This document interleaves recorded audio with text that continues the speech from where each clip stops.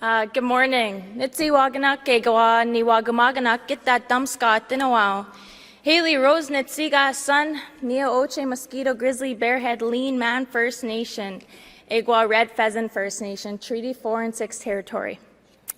Hello, my friends and relations. I greet you all today. My name is Hailey Rose, and I am from Mosquito and Red Pheasant First Nation, Treaty 4 and 6 territory in Saskatchewan.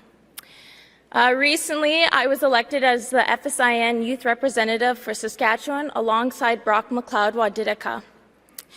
And before we begin, I would like to invite our fellow National Youth Council members to join us at the front of the stage.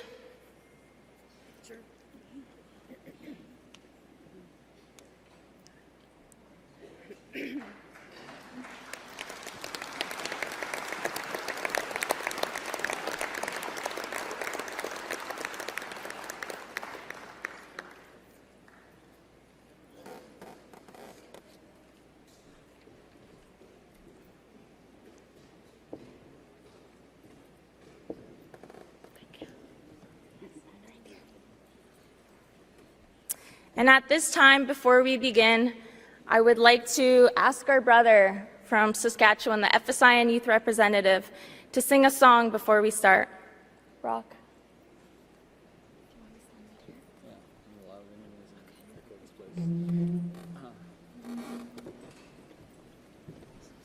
Yeah, can everyone please rise? Can you mention the songs for the veterans? The song? Do you want to say it? I'm Brock McLeod, and the song that I'll be singing is for our veterans. And if you guys want to know the translations to it, just don't be shy to walk up to me.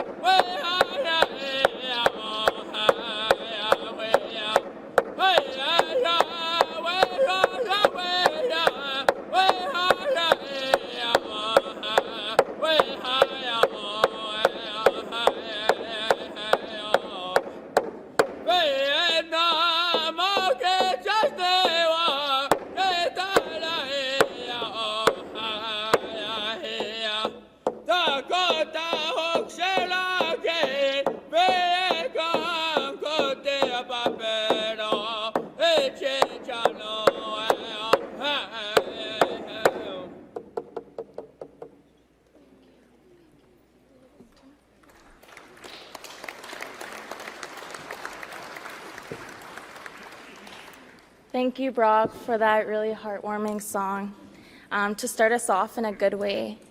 I would also like to acknowledge the land that we are on, the Musqueam, the Squamish, and the Tsleil-Waututh.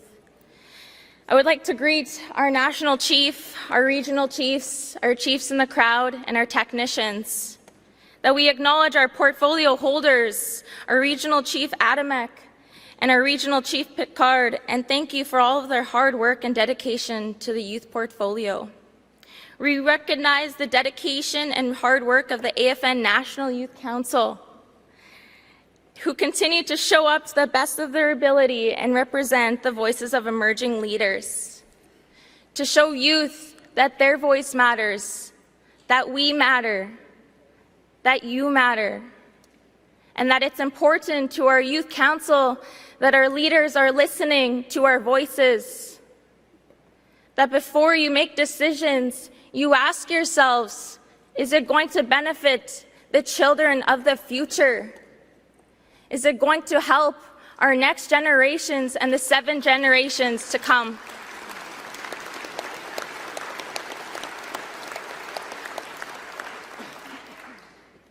That we have leaders who guide a path for us, who lead the way for us, who show us how to be there, who show us how to be leaders, and who show us how we can create positive change for the future.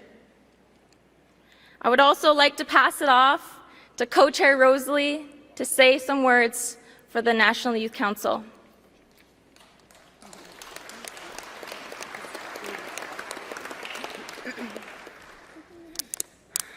Gwe, inchajak Marcelusi, Wabeg, Missibidejak, a Hodnok Eleganayak, and Dodom Nagunig, Gaspegawaj, Wigiokbi Ganchek. Hello, everybody. My name is Rosalie LaBillois. I know I've been a familiar face around this arena the past couple of years. My name is, I don't know if I did this, but I think I already did, but Rosalie LaBillois, and I'm Mi'kmaq, and I come from Ile-Bar, New Brunswick, and Listigouche, Quebec. I come from the 7th District in Mi'kmaq, and I'm very proud, to be here to represent my people, and I've been a part of our National Youth Council for the past 6 years, and I've currently just got re-elected on my 4th term. And my job in this position has been to provide advisory to the AFN executive according to the AFN charter. And I want the chiefs and everybody in this room for one moment to reflect on the youth in your communities who are struggling to live in a world where the government has done everything in their power to assimilate and destroy our families, from the Indian residential schools to the 60 scoop, and all the way to the children that are now torn away from their parents and placed within non-Indigenous families, and now make up the child welfare industry that we see today. Reflect for one moment about Frank Young, the young boy from Saskatchewan who was never even provided with the chance to live and breathe in this world before he was taken away by violent settler colonialism. As the co-chair of the AFN National Youth Council, I was to express my deepest concerns and love for each and every one of our children who the AFN had walked out on yesterday, when a resolution was put forward that didn't pertain to the drama of the day and refused to stay for the issues that continue to plague each and every one of our communities in this room.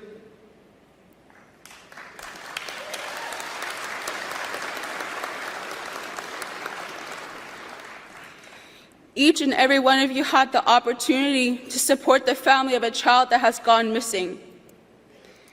And when our youth council had seen a room of empty chairs to support him, our hearts were broken.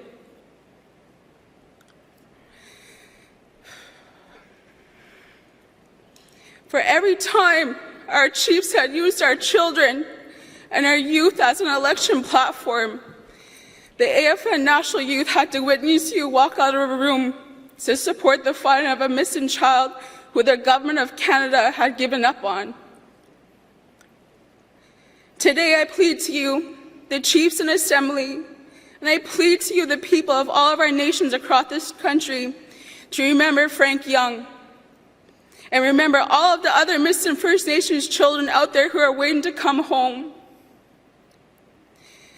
Every time you decide to squabble amongst yourselves, you forget the children and the young people that you once swore to protect.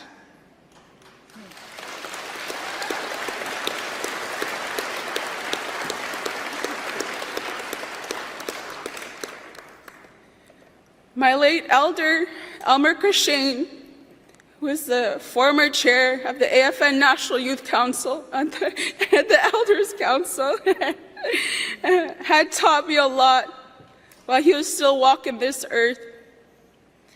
And one thing that his name will echo into this world, that he would listen to our young people, and that he would always protect us and stand behind us. Because he knew that without our children and without our youth, what would our rights really mean? What do our treaty and inherent rights mean if we do not have any children here to enjoy them? We need to take a cold, hard look at each and every one of our communities and realize what is happening to our children.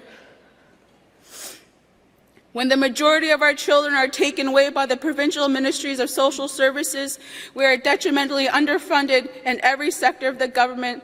Thank you. And we have the highest suicide rates in the world, especially within our northern communities. For the love of our Creator and for the love of our future as a people, I plead each and every one of you to think about these things. What is our world going to look like without our children? Without Elder Albert Kashane, our youth council has been left to defend ourselves. Within an uncertain time, we have to be brave in this assembly.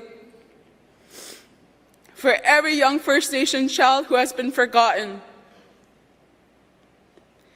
For every chief who has gotten away with capturing the attention of this assembly, while our children are once again put aside to the sake of political ambitions that have taken the attention away from the matters which we proclaim to matter the most to us and our children.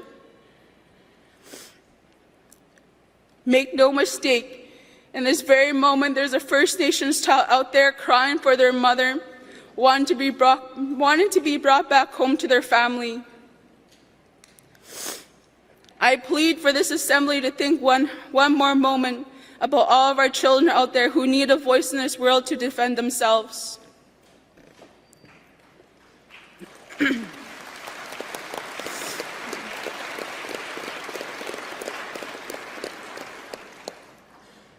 I plead for this assembly to ask yourselves what you could do for them in this moment besides feed into the drama that has been being created by poor leadership and displayed across the country in media.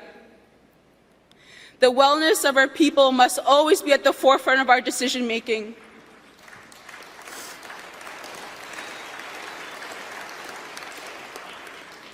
And if you want to gauge the outcomes of your leadership, then you should look to our children, their quality of life, to gauge that the ability to make things better for our people. Our children are our future, and we are nothing without them. Every time we address this assembly without first addressing the best interests of our children, we're allowing the politics to get in the way of the destiny as nations. And as I wrap up, I want to leave you with this quote from Gordon Tatusis.